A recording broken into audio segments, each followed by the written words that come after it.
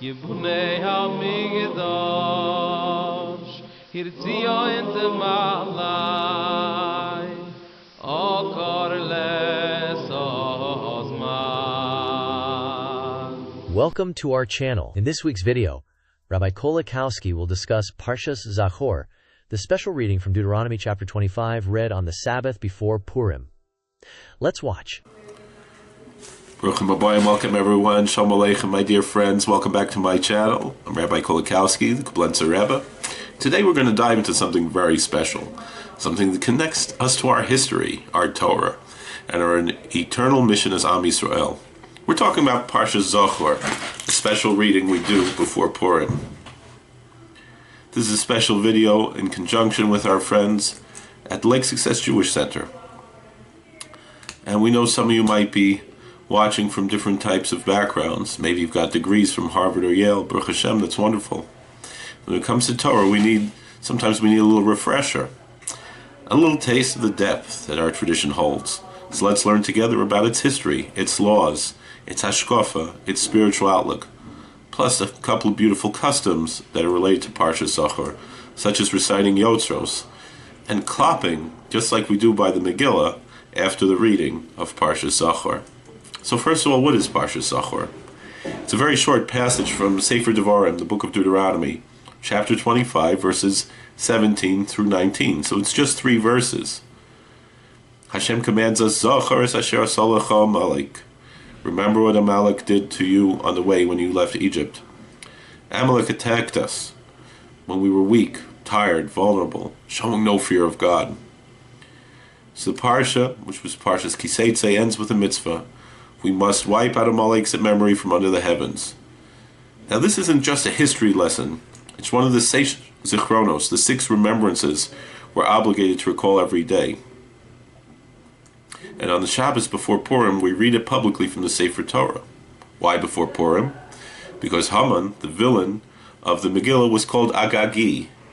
And Agag, we know, was the king of Amalek, as we read in the book of Samuel. And so therefore, Haman was a descendant of Amalek. The battle against Amalek is eternal, and Purim reminds us of that. Historically, this goes back to the desert, right after Yetzias Mitzrayim. Amalek didn't care about our miracles, the splitting of the sea, the manna. They attacked us anyway, cooling off the world's awe of Hashem, of God. The Gemara, the Babylonian Talmud, in Tractate Sanhedrin, Tzaddik Tes Amud Beis 99b, teaches that Amalek represents a rejection of God's kingship. That's why in every generation we see Amalek's spirit popping up. Those who hate us for no reason, who strike at the Jewish soul. Some of our sages, like the Rambam, say this mitzvah to destroy Amalek is still binding when the conditions are right, only when the days of a king in the Sanhedrin. So therefore, this mitzvah does not apply physically today because we lack a king, a Sanhedrin, and prophets. Others, though, still see it as symbolic today, as a fight against evil within and without. Now let's talk halacha. The Shulchan Aruch and Orach Chaim 685-7 says that hearing Parshas Zachor is a mitzvahs aseh min Torah, a positive commandment from the Torah itself. That's very rare. Generally, the whole idea of reading the Torah is a rabbinical injunction. Yes, we fulfill the Torah obligation of studying Torah by listening to the Torah reading. The actual reading that we read is a rabbinical one. But this one is straight from God. The poskim debate is an obligation on every individual or the community. The Mishnah Berurah, which was written by the Chavetz Chaim, leans to it being personal. So you have to hear it from a Sefer Torah with a minyan and with intention. Now ladies, don't worry, many hold that you're included. And in my community we encourage everyone to come. And one more thing, we use the special trup, the melody, to make it distinct. If you miss it, some say you can catch up on it later, but don't bank on that. Be there Shabbos morning. But if you do miss it, there is an opinion that hearing the Torah reading on Purim counts as well.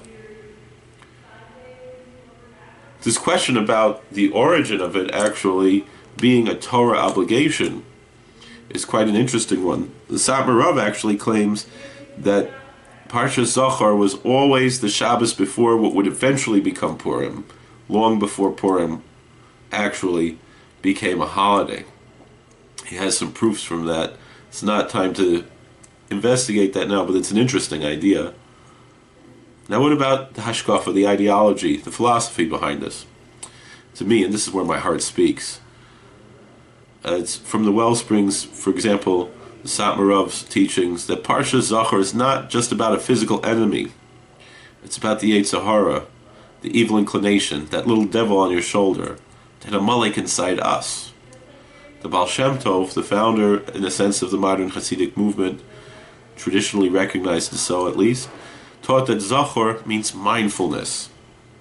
We remember that Amalek to wake ourselves up, to fight our laziness in our worship of God. And yes, the world's full of Amalek-like forces, hatred, cynicism, and materialism.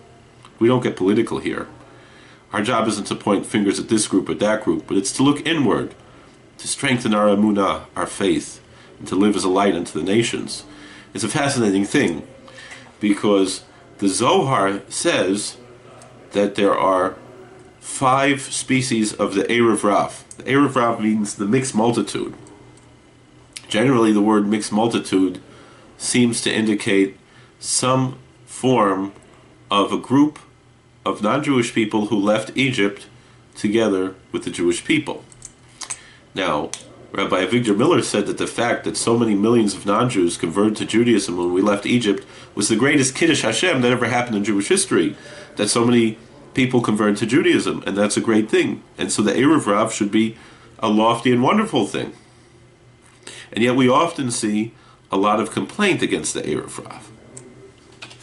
From that, I look at this Zohar that actually says that Negara stands for those 5, which means an evil affliction, stands for those 5 species of Erev Rav that are included that might not really be of human origin, even though we know that Amalek comes from Esau.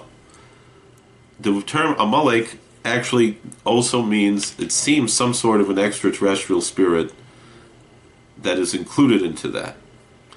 And so you have these 5 hybrids, and that's what the word Erev means, mixed.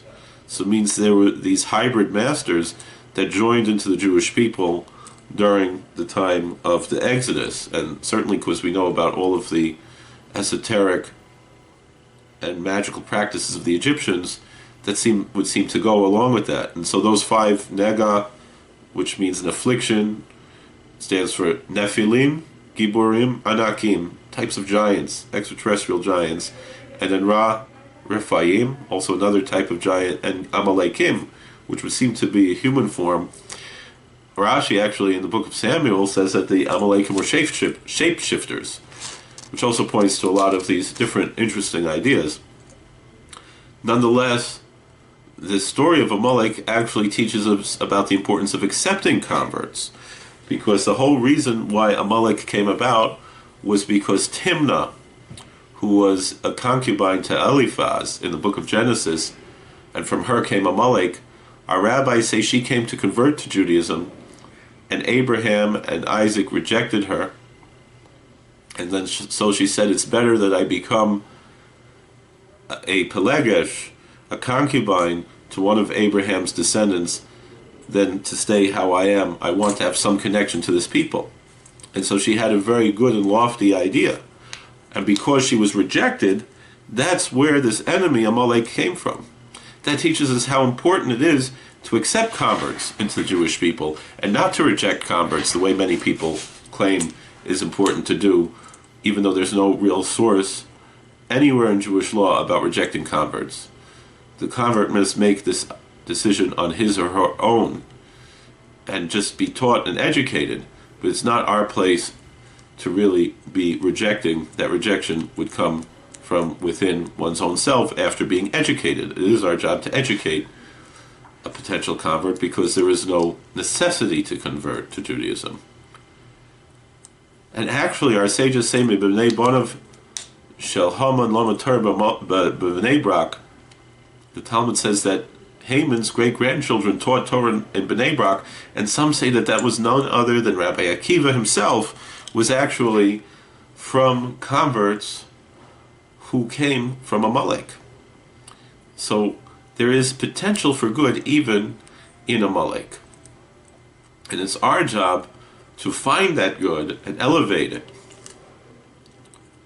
And sometimes when we reject it too much, that's what causes the problems that we have in our Jewish community. We have to be more welcoming and accepting of converts, as long as they are true and honest and sincere converts.